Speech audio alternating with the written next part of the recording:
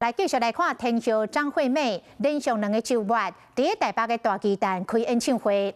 昨暝，民进党的立委陈莹嘛有去听演唱会，这个演唱会规定是禁止直播，结果陈莹伫个面册讲开直播将近20分钟，网友炮轰讲立委带头来违法。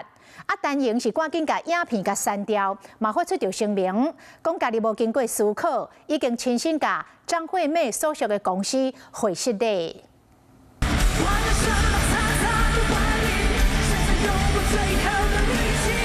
歌手阿妹张惠妹穿黑色的套装伫大巨蛋唱歌，尾二场出现惊喜，艺人洪小岳做伊的二大手。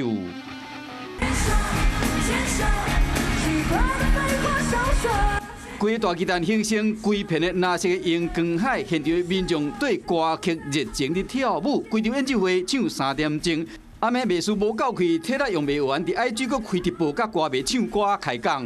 31号跨年准备好，好爱你们。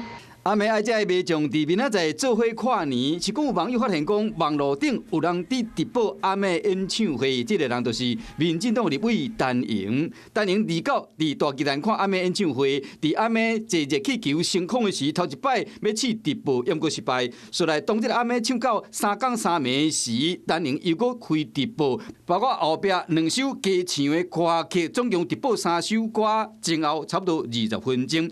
伊安尼做引起网友的批评，认为讲立委竟然带头违规，陈莹本人虽将这影片拢摕掉。